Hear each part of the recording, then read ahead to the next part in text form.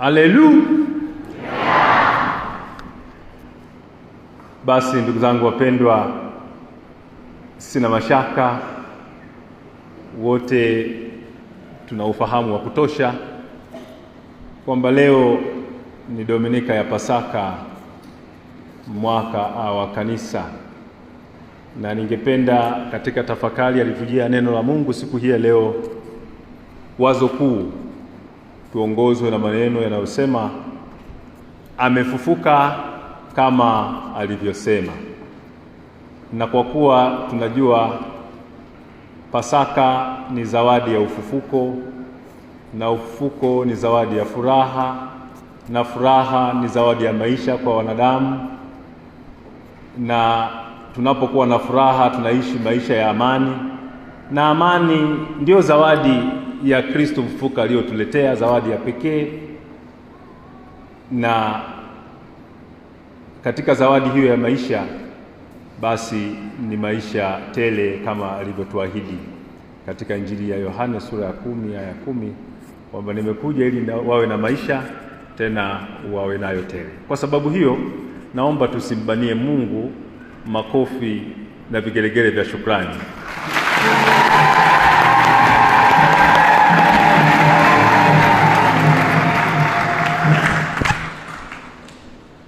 Kana kwamba haitoshi au kwa nyongeza, mnajua kwamba siku hii ya leo ni siku ya pekee kabisa ambapo tunapata fursa ya kukutana nanyi wanafunzi wa shule za sekondari, kwa maana ya chama cha kitume cha TYCS jimbo zima, jimbo kuu letu la Tabora, kutoka katika shule zetu za sekondari.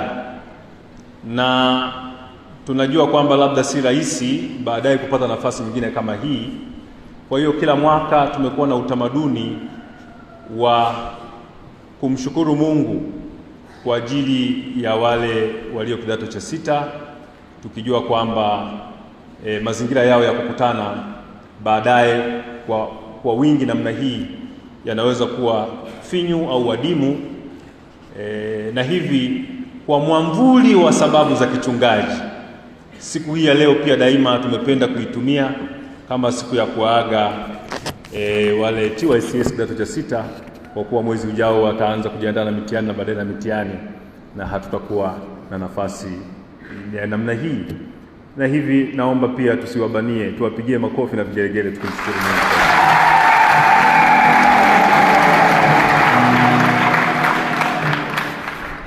Basi tunajua baadaye, baada ya adhimisho la misa takatifu, tutarudi kule kwenye kambi yetu mahali tulipofikia, na kule tutagawiwa vyeti, sio hapa kanisani. Hapa tunafanya adhimisho la Pasaka, eti sivyo? Ndio. Basi ndugu zangu, twende katika tafakari ya siku. Masomo yote ya leo tuliyoyasikia, somo la kwanza, somo la pili na somo la tatu, yani somo la Injili, kwa ujumla yanatukumbusha juu ya wito wetu. Na wito upi? Ni wito wa kuwa mashahidi, mashuhuda wa zawadi hii ya ufufuko wa Bwana wetu Yesu Kristo. Na hilo kwetu linaelezwa leo kama jukumu. Na jukumu hilo tukilitekeleza vizuri, matunda yake ni kuwa na furaha na kufanywa upya katika Kristo Yesu huyo mfufuka. Anatufanya upya, tunaumbwa upya na nchi inageuka, sivyo? Katika somo la kwanza, kama tulivyosikia kutoka katika kitabu cha Matendo ya Mitume sura ya 10 ya 34 hadi ya 37 na hadi aya ya 43, hapo tumeona mwandishi wa kitabu hiki, kwa kawaida wale mnaofahamu Biblia vizuri, aliyeandika kitabu cha Matendo ya Mitume ni Luka. Sasa huyu Luka amejumuisha simulizi la Petro, ambaye alikuwa anatangaza habari njema za Mungu, aliyeonesha kwa ukamilifu kwamba kupitia Yesu, si mtu mwingine, atatusamehe dhambi sisi wote tunaomwamini Kristo, tutasamehewa dhambi. Na tukishasamehewa, ndio kama tulivyosema, tutakuwa na furaha na kuogelea katika upendo wa Mungu tukiwa watu tunaoishi maisha mapya. Na simulizi ambalo tumelisikia Petro anasimulia, mazingira ya simulizi hilo, Petro alikwenda katika nyumba ya Kornelio ambaye huyu alikuwa hajapokea ubatizo, lakini Petro alipata maono juu ya ubatizo wake. Na Kornelio yeye na familia yake, Petro alipofika pale aliwasimulia simulizi hili, akiwapasha habari njema ya maisha ya Yesu na sababu ya kuja kwake hapa duniani. Na wao, yeye Kornelio na familia yake yote na watoto wote, wakapata ubatizo. Ukawa ni wokovu wa familia nzima, wakaipokea imani, wakampokea Kristo, wakawa na furaha na wakawa watu wapya, na wakaanza kuishi maisha mapya, wakaanza kuogelea katika hilo pendo la Mungu lisilopimika. Kwa hiyo ujumbe huo Petro aliyoutoa unaangazia mwaliko kwetu sisi sote, mwaliko wa Pasaka. Na mwaliko huu unalenga kutukumbusha kuwa ufufuko wa Kristo unafungua mlango kwa watu wote, si wachache. Watu wote tunafunguliwa mlango wa kuwa wana wa Mungu, mlango wa kuupokea wokovu, kama ambavyo tuligusia katika tafakari yetu juzi Jumaa Kuu kule Ifucha. Tulisema kifo hiki cha Yesu kinawavuta watu wengi wa makabila mengi, tamaduni nyingi na watu mbalimbali ulimwengu mzima, kwa sababu wote, ama kwa kujua au kwa kutokujua, wanakiri kwamba Kristo Yesu peke yake ndio mkombozi wa ulimwengu. Tumsifu Yesu Kristo. Tumpigie makofi Kristo Yesu.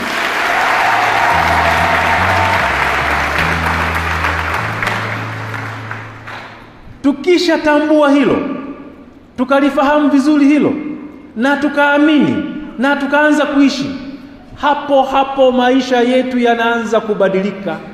Hapo hapo sisi tunaanza kubadilika, furaha inaonekana, nyuso zetu za tabasamu na bashasha zinaanza kuonekana. Hata watu wanaotuona ndani na nje wanaanza kutuonea donge. Hem, tujipigie makofi.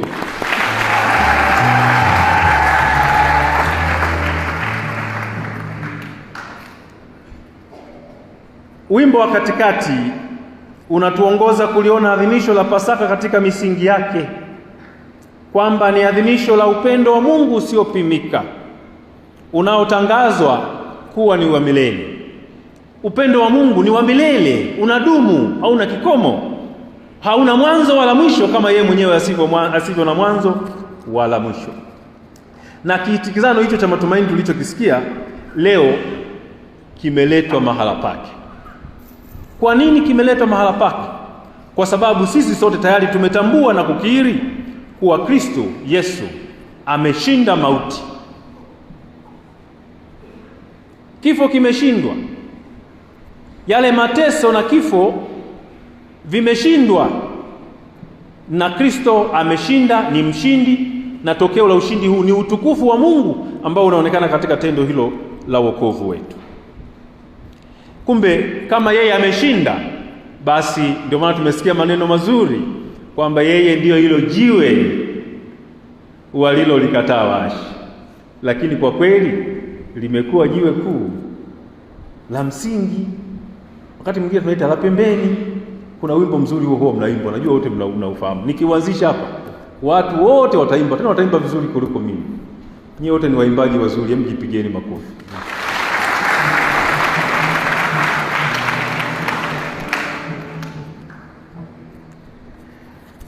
Kwamba yeye ndiyo hilo jiwe, na sisi maisha yetu na imani yetu inajengwa katika hilo jiwe lililo hai, Kristo Yesu mwenyewe.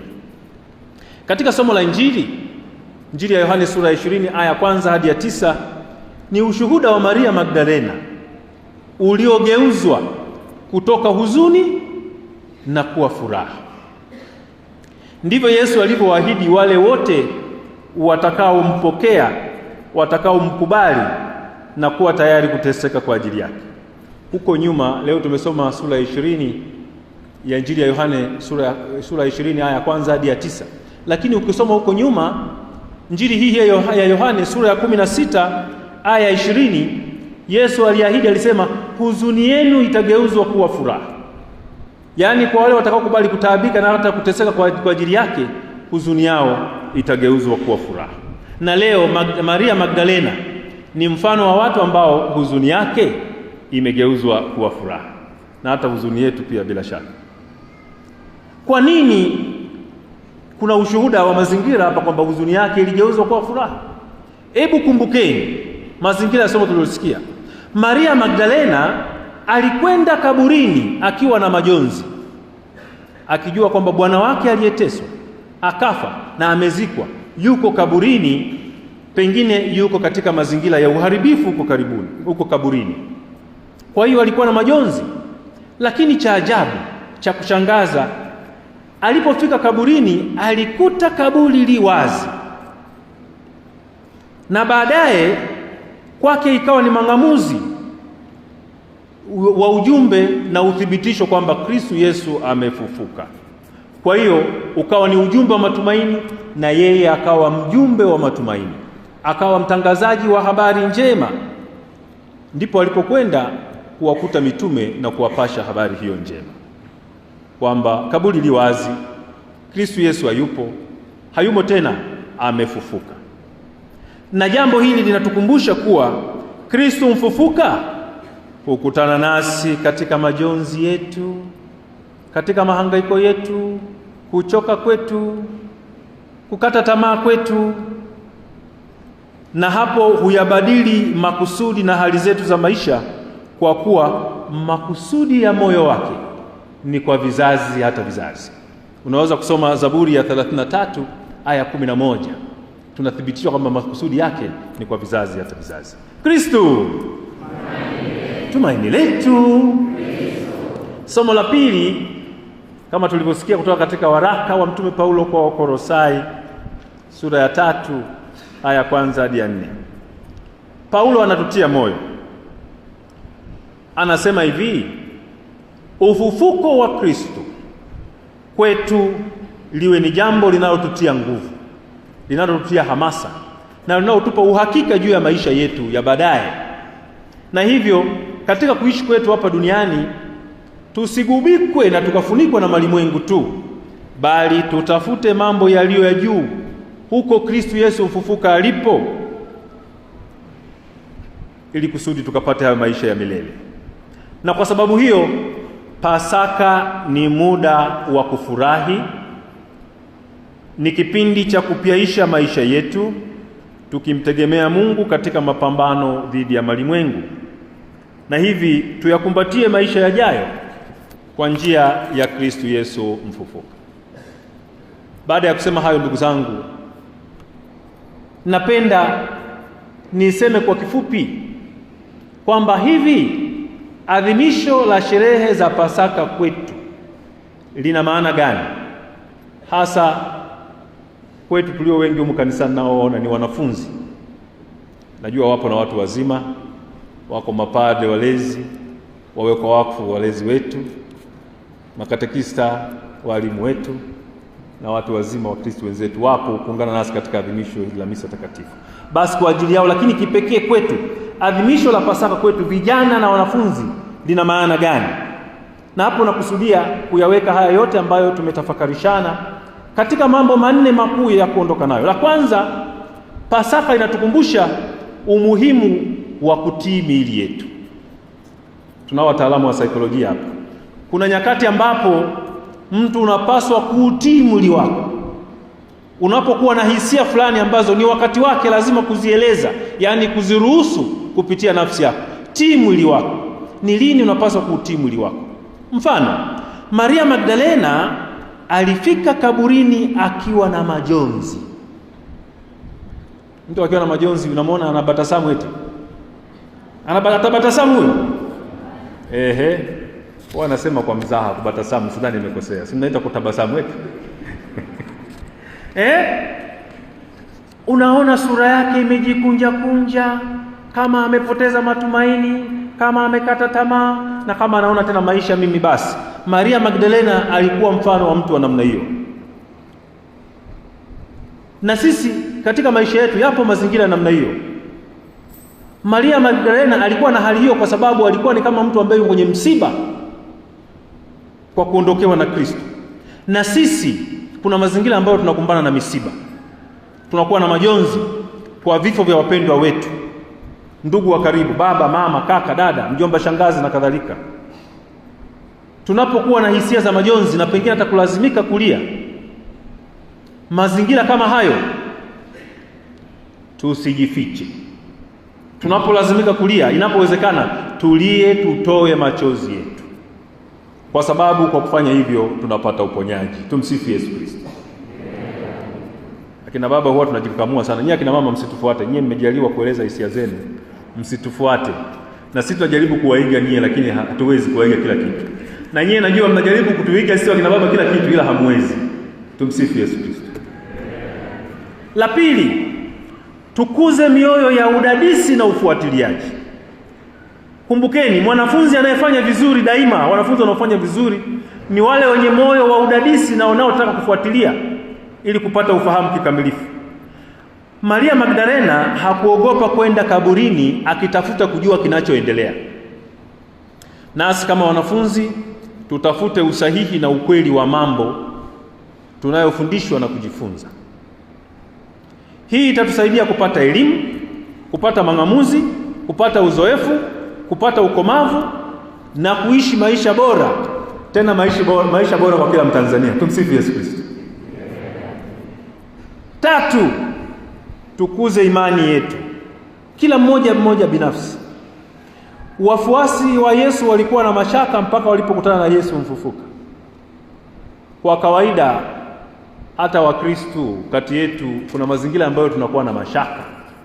Lakini pia niwaambieni, kwa mang'amuzi yangu, Wakristo wote ulimwenguni, kati ya namna nyingi za kuwatambua, za kuwaeleza, Wakristo tumegawanyika katika makundi makuu mawili. Kuna Wakristo wenye imani changa ambao tukitokea tu vitu dogo tu wanapeperuka. Hata nyie wanafunzi nyie muwe makini sana. Huko mashuleni unaugua tu mafua na kutokea mtu anakuambia hayo mafua sijui ni nini, ukiwa upande huu ndio basi utapona na huku ndio kuna Mungu wa kweli. Nisiseme sana hapa. Nisiseme sana, lakini mmenielewa eti? Au nikitaka kufupisha hicho nataka kusema, kumbukeni ule wimbo wa mimi Mkatoliki, najivunia Ukatoliki eti. Unaanzaje ule wimbo?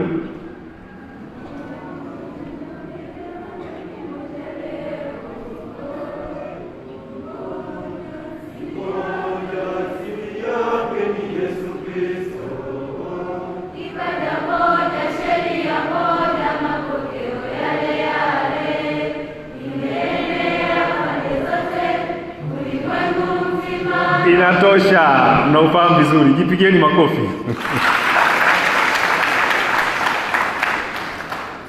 Tujivunie Ukatoliki wetu na tuendelee kutafuta ukomavu wa kiimani na hasa kudumu katika maisha ya sala, sakramenti na fadhila za Kikristo. Tukifanya hivyo, imani yetu kama wanafunzi, kama vijana, itaendelea kukua na tutaendelea kuilinda mpaka mwisho wa maisha yetu. Mwisho, tukuze maisha ya jumuiya na ushuhuda. Maria Magdalena mwanzoni alipokuta kaburi li wazi alichanganyikiwa. Lakini baadaye kaburi kuwa wazi ilikuwa ni ishara tosha kwamba Yesu amefufuka. Kwa nini ilikuwa ishara tosha? Mwinjili Yohane ameeleza, kama nilivyosema Ijumaa Kuu kule Ifucha, ameeleza injili yake kwa teolojia ya hali ya juu sana, ya kina na kwa ufundi mkubwa sana. Ukisoma hii injili ya Yohane mwanzoni sura ya 2 aya 39, kuna baadhi ya wanafunzi, Andrea na wenzake, walikuwa ni wafuasi wa Yohane Mbatizaji.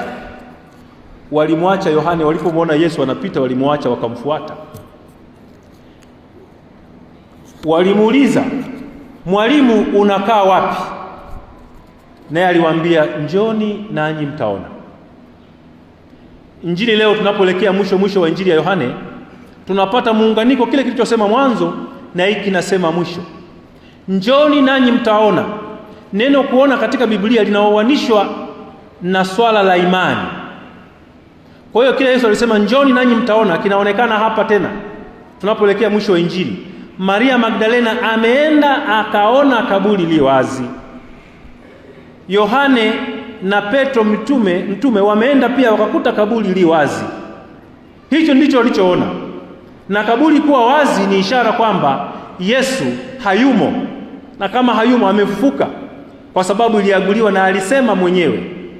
Na kama amefufuka, amerudi, au mahala pake tunapopaswa kumtafuta ni katika kiti cha enzi mkono wa kuume wa Baba. Tumsifu Yesu Kristo. Makofi na vigelegele kwa Mungu.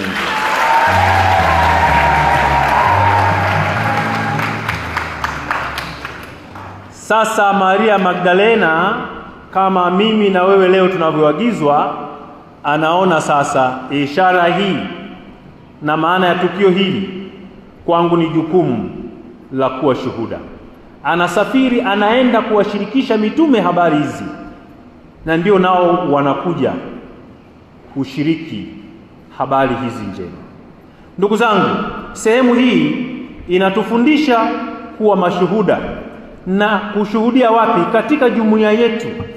Jambo lolote zuri tulilonalo, tujitahidi katika maisha tuwe tunashirikishana na jumuiya inayotuzunguka. Kwa ninyi wanafunzi, hata ufahamu, ujuzi uliopata kwa kujisomea mwenyewe, kwa masomo ya ziada, kwa mang'amuzi, tuwe wakarimu kushirikishana ujuzi tuliopewa. Inakusaidia kuelewa zaidi, inakusaidia huo ujuzi kubaki zaidi. Kwa hiyo unapata mambo mengi. Kwanza umekuwa mkarimu, unapata furaha na baraka kuwa mkarimu, lakini vile vitu ulivyoshirikisha vinabaki. Lakini kuna uwezekano kitu ukawa umekifahamu, lakini umekifahamu ndivyo sivyo. Kuna makosa fulani na wenzako wanaokuzunguka wakusahihisha, ukawa na ufahamu ulio kamili, na wewe mwenyewe ukapata furaha na maisha yako yakawa mapya, ukawa mtu mpya, ukafurahi na ukazidi kusonga mbele. Tumsifu Yesu Kristo. Ninapenda niwatakieni nyote heri kwa sherehe za Pasaka, na kwa wale wa kidato cha 6 tunawapongeza, hongereni sana kwa kuhitimu, na tunawatakia mtakaporudi huko nyumbani maandalizi mema ya mitihani, mfaulu vizuri katika mitihani hiyo. Tunawaombea pia kwa baraka na neema za Mwenyezi Mungu, mjalie ufanisi katika maisha ya sasa na maisha yajayo. Tumsifu Yesu Kristo. Kristo tumaini letu.